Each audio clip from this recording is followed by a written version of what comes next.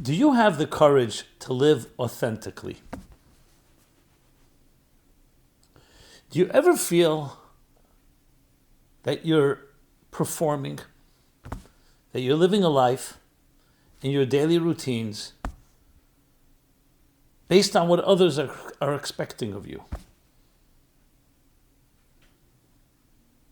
What others are demanding, requesting, their needs, or the way they have defined what they think you should be. Parents have expectations, they have attitudes that shape us. And then we meet our educators, and then we meet our friends, and then there are the social pressures, societal norms, so to speak. How much of you is acting out a role that is not necessarily the natural, authentic you?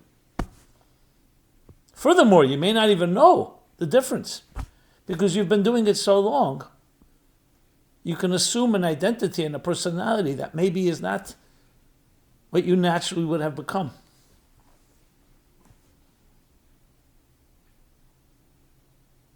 Yes, it takes courage. It takes daring to ask these questions and, more importantly, to act on them.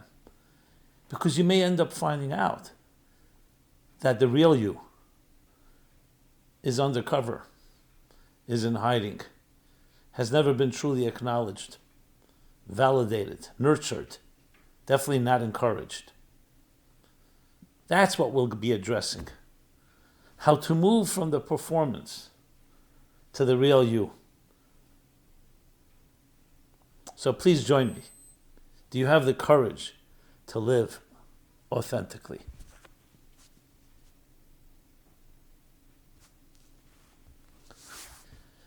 Hi, this is Simon Jacobson, and we'll be discussing, do you have the courage to live authentically?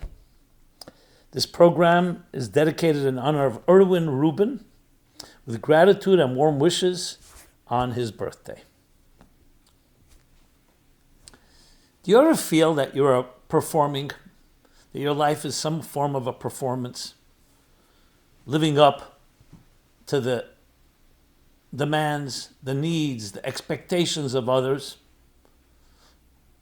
trying to fit into what your parents, your educators, your friends, society wants you to be?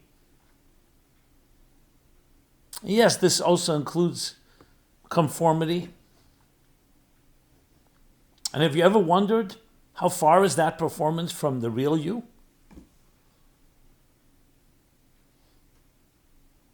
It shouldn't surprise anyone that we all experience profound levels of dissonance when it comes to your active projected identity and the real true you.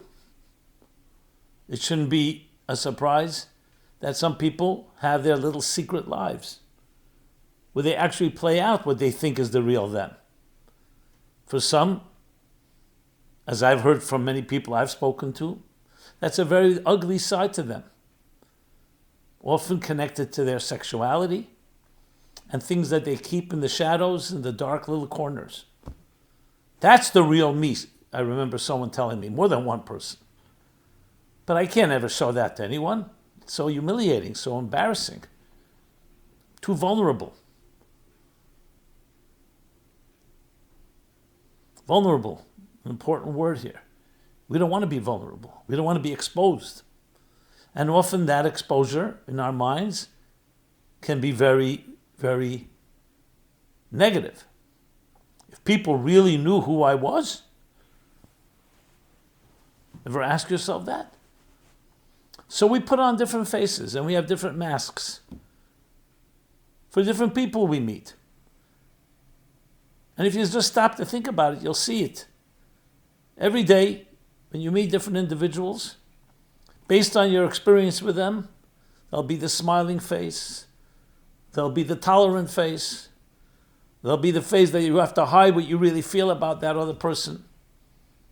I mean, the list goes on. There are people you look at, immediately will bring you into a more positive place. Others immediately will knee-jerk reaction, very negative energy. This is all part of how we live reactively based on circumstances, based on our environment, based on the people we meet. And it's not something you hear about a lot. Maybe in therapy, some people talk about it once they build up the courage to even talk about it. Because like I said, there are many parts of us we don't want anyone to know about. And that's when we develop often very self-negative images that if anyone knew the real me, they wouldn't want to be near me. You can also have the other way around. People have very self-positive images. The bottom line is, it's very jaded because we don't have the ability to just separate ourselves from all the influences that have contributed in shaping us. And I go back from the early formative years, our parents, our siblings, our family, extended family units, then our educators, our schools, our friends, the street, social media. As we grow into adults, our circles, our social circles, media in general, like the style, how you dress. So yes, we like to believe I'm dressing my unique style, but at the end of the day, who's giving you all these options? You're not creating your own options.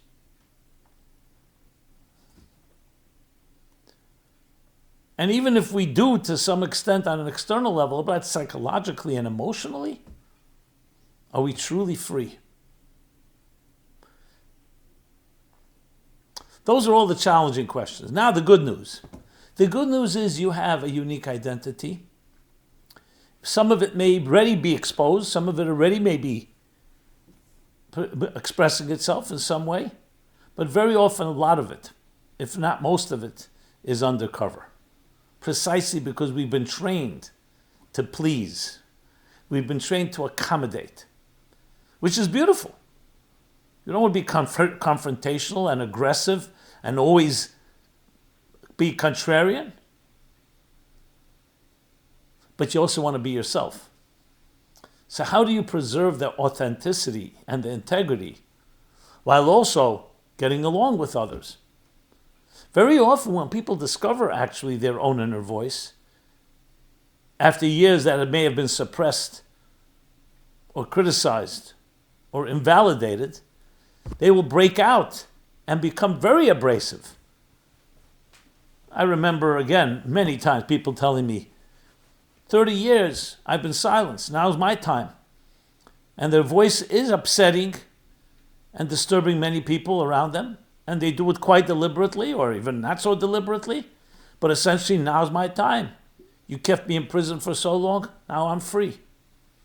And it often takes the shape of the other extreme, of too much. Not too much self, but too much you. You don't want to lose your humility. You don't want to lose a sense of also proportion. Now, especially in extreme circumstances where a person was not just suppressed, but hurt or abused, traumatized, then you either continue living that type of life,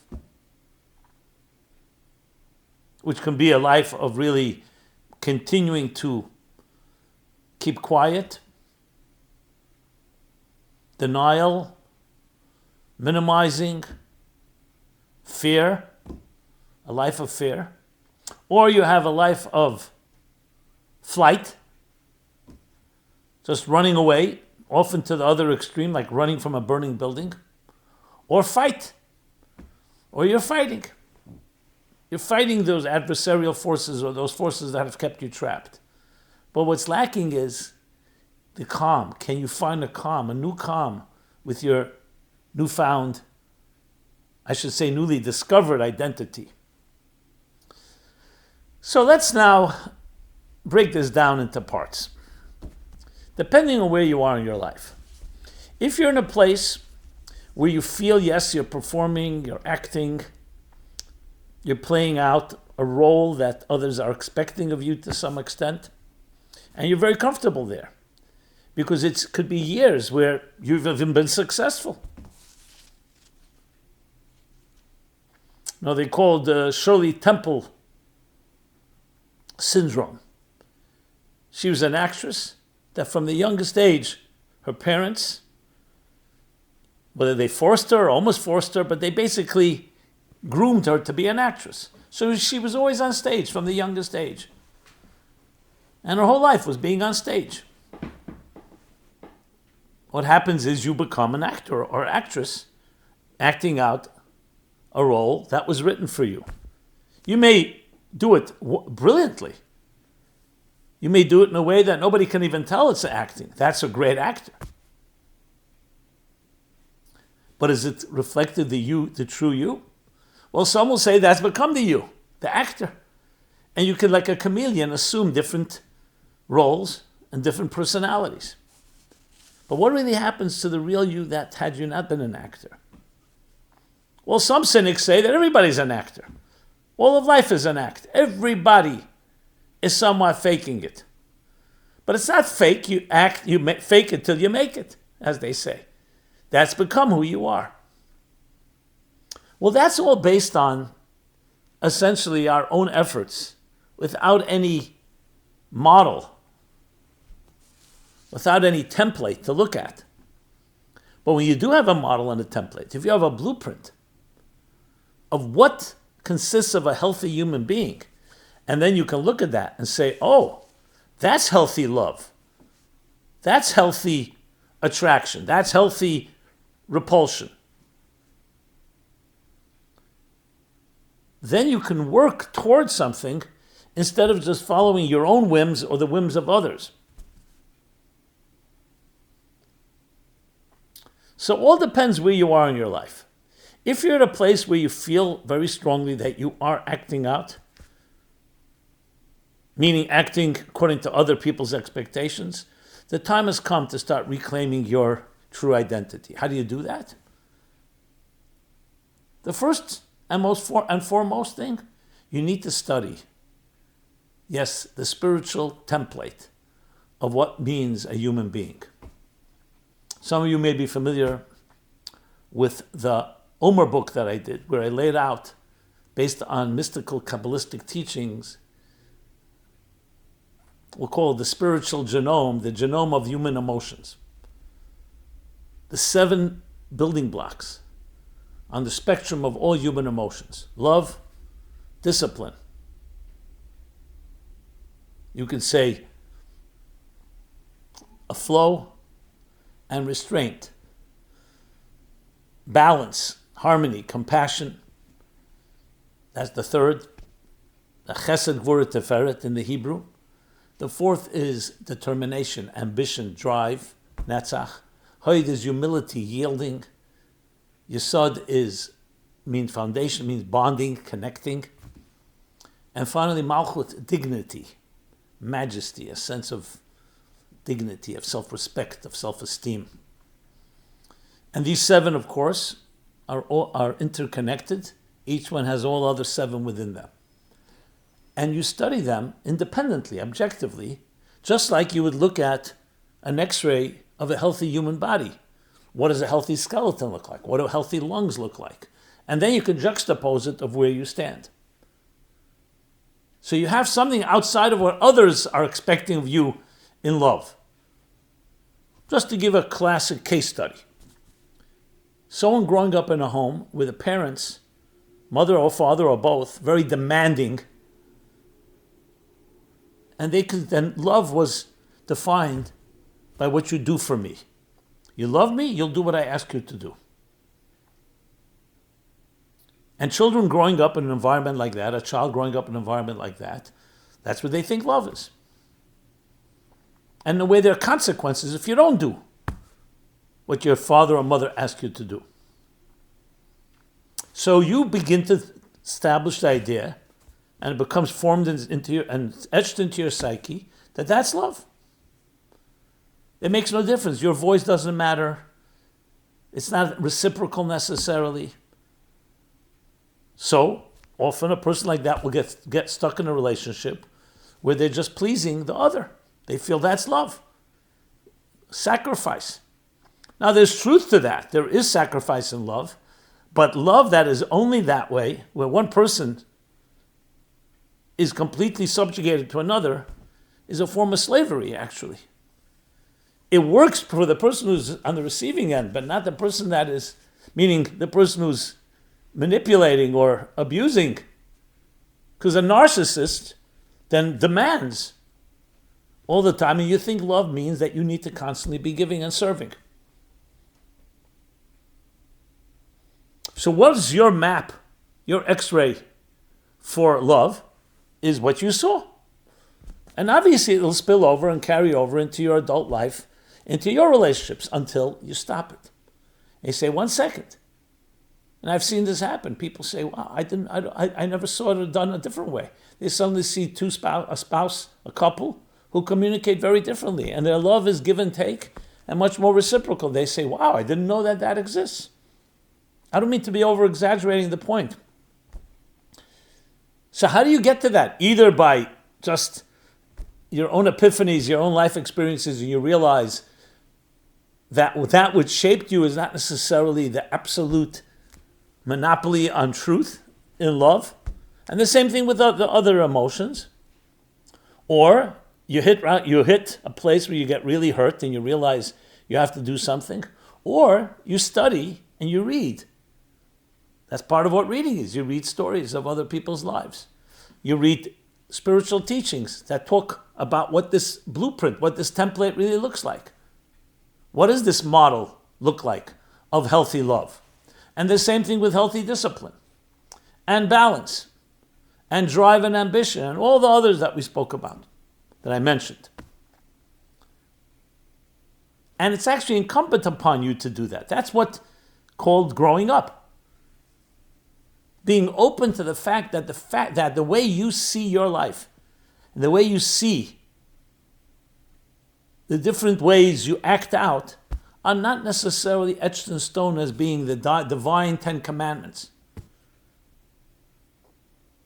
And it's not about second-guessing yourself and undermining your standards. It's about being intelligent, being able to challenge your very assumptions, your axioms. That's critical. If you can't do that, then you're simply, yes, a victim, unfortunately, of the past. Then you'll continue to be a product of what shaped you, and you'll continue doing what you've done in the past. But I'd like to believe, if you're listening to this, that you're open to hearing there may be another way of looking at it. And when I say this to you, I say it also to myself. I think about this a lot. I grew up in a home, relatively, I could say, healthy home, nurturing, but still, there's always expectations. Especially growing up in a religious home, an observant home. And then as you grow older, you start asking yourself, are you doing this because that's what you grew up with? Is that what's demanded, expected of you? Now that's possible, and it could even be a good thing. You learn good habits from your parents. You can learn many good practices, and you're continuing to perpetuate them, but it's good to challenge also. To not just do it by mechanically, by rote. To ask yourself, because then you'll also be able to identify some things that are not so great. I think about certain things I picked up from my mother or from my father, and it becomes second nature almost. But then I step back and ask myself, is this really something that I should continue to perpetuate? Or I look at new people I've met in my life, people that came into my life later, I see they do it a different way. Maybe that's an opportunity to compare notes. You may even come back to the fact that you learned great things from your parents. This isn't about a across-the-board, cold turkey rejection of everything in the past. It's just the courage to be able to challenge it, to look at it with fresh eyes. And above all, with the eyes to grow, to become better than what you've been. So this takes courage. Why does it take courage? Because the status quo, the path of least resistance is the status quo, is the easier approach. It's even easier, even if you know it's not great, but at least you say, the known evil is better than the unknown. And people will gravitate back to what they're accustomed to until something forces them out of there. It could be something painful, like I mentioned, or it could be your own drive to grow and not just remain trapped in your past. So it takes courage to be authentic. These are the first steps. Then again, depending where you stand, the journey never ends. Now, I know people, this is another trap, who have come to this epiphany awareness that they're not really fully authentic.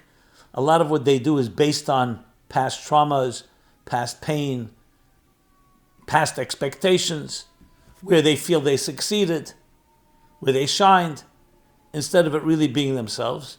They've come to that, and now their new identity is, I'm going to be authentic. Now, how do you know that is not just another mask, the authentic mask? Because that sounds very impressive. Till now I lived a life, an unauthentic life, now I'm authentic. Wow. People say, that's a courageous person. That's an honest person. Strength. So that's also another trap. And indeed, you have to ask yourself that question. That's why it's important not to play mind games with yourself. You have to ask others. Has something really changed, or you've just taken on a new role? The Shirley Temple has taken on a new role, a new identity, the authentic one. And I'm not dismissing it per se, because at least we're speaking that language. But you see here how we can be, our subjectivity can play games with us and allow us to continue to have blind spots and do it brilliantly. You see this different characters that have that ability. They know how to fake authenticity. What did Walter Matthau say? He showed someone his couch. He said, authentic imitation leather. It's authentic imitation leather. I remember sitting at a meal and someone was drinking Diet Coke and someone says, why don't you drink the real thing? And I looked at him, I said, what's the real thing? He says, regular Coke. I thought he may say water, natural H2O. No, the regular Coke. As if that's the real thing. I remember after 9/11, so I was in MSNBC studios the day of the prayer. They had national prayer that Friday. Tuesday was 9/11, that Friday, for the loss of so many and all the trauma we all experienced. And in the studio was Mark McGuire of the St. Louis Cardinals, the slugger. And one of the questions that the anchor person asked was, the baseball season was suspended then for, I don't know how long, but for a while. It was the first time, I think, because even World War II, they continued to play baseball to keep the morale, but then it was suspended. So they asked him, Mr. McGuire, when are we going to get back to real life and start playing baseball again? And his answer was fascinating to me. This slugger, this hunk, said, real life? Baseball's a game. This is real life. 9/11, life and death. But we become so used to, like people then 9/11 said, it's exactly like a movie. Reality became copying a movie, when the truth is movies copy reality. In our comfortable world of prosperity and ease and high standard of living, we can convince ourselves that our illusions are reality. Our games are reality. You may remember in the early days of the internet, there was a website, it was a highly paid, monetized website called Second Life, where you can assume a whole new identity. You paid a few $1,000s, I think, a year or something, and you could enter into a whole virtual imaginary reality. Like what is it called? The film that was called The World of Walter Mitty or something like that. Fantasy. And people were paying a lot of money to assume an identity that was not them, but they thought was them. So if there no people can do all kinds of, your mind can play many tricks on you. That's why it's important to have an objective friend, a mentor, to be a reality check of your own integrity and authenticity. Now, I'm not here to say that we can all become 100% authentic and integrity. I understand life consists of, is more complicated than that. But at least to have what we call in Yiddish a brekele emes, that you have a sense of a little glimmer of a truer reality. Remember when the film The Matrix came out, one of the things that people said, wow, could be I'm living my whole life as a computer program. And then suddenly your mind is set free, and it's not comfortable at all, actually. Because you're very comfortable in your program, in your imaginary reality. So this has to be done not as a full assault on our existing identities. It's meant to shed light, to bring light into your life, and start growing in that direction. Because when you are authentic, and you have the courage to be authentic, what happens is there will be new dimensions of yourself that will emerge. So if that's an incentive, let that be the incentive. Because it's becoming real. It could be painful. More knowledge, more pain. That's what King Solomon writes. More awareness can be more painful, but it's more real, and therefore ultimately more satisfying and more fulfilling. To sing your song. To have the courage to express your voice.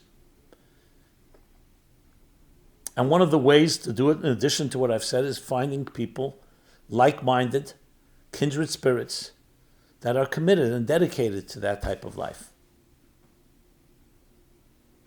And it's even being able to challenge the things you feel are authentic, or even the epiphanies you feel are real.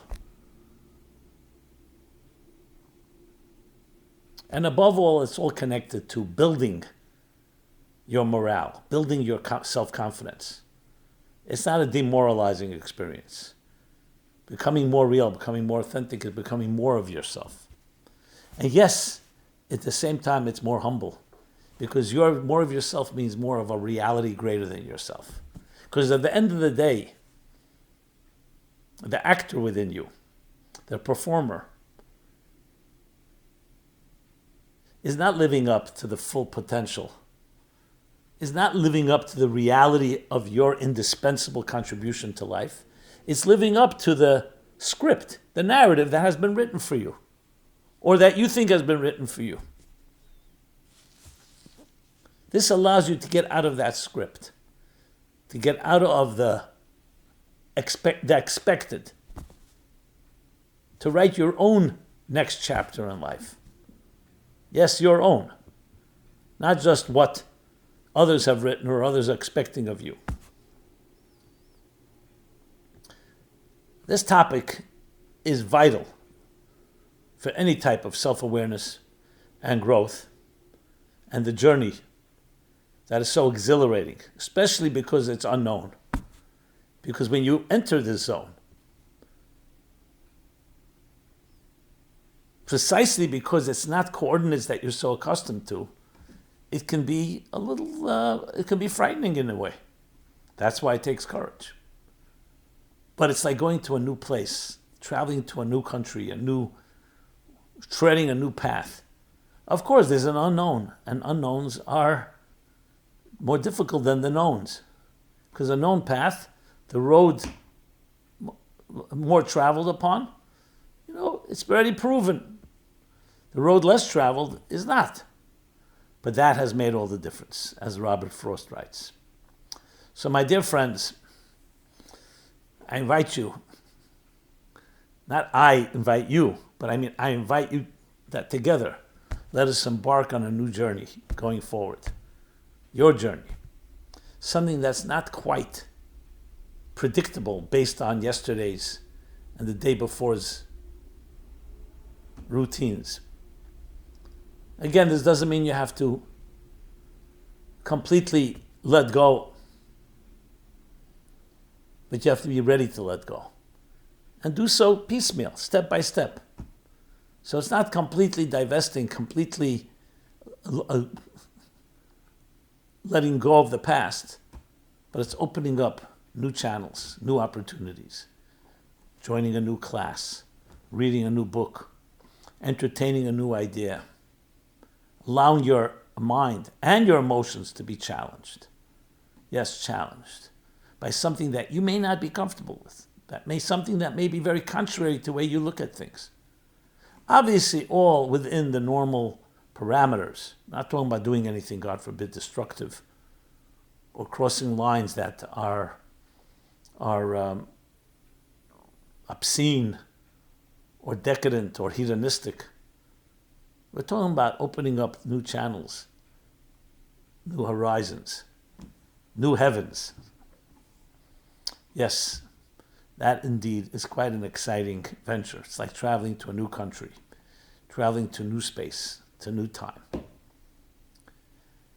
And good luck in that journey. And please know that I and our team at the Meaningful Life Center are here with you. And we are connectors and of a network of people who are attempting, and more than attempting, who have made strides in this direction. So in that sense, my friends, I wish you all much courage and success. And please know that you're not alone. And you could achieve heights, unprecedented heights, that you can't even imagine. To reach heights that you don't even know you don't know. This has been Simon Jacobson, Meaningful Life Center. MeaningfulLife.com is our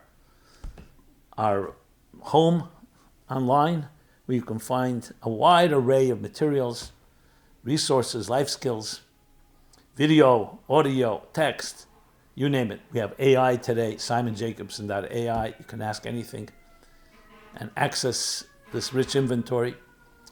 If this message resonated with you, please share it with others. Please subscribe to our offerings, subscribe to our growing YouTube channel. And as always, love to hear your thoughts, your feedback, your comments. Be blessed and be well. Thank you.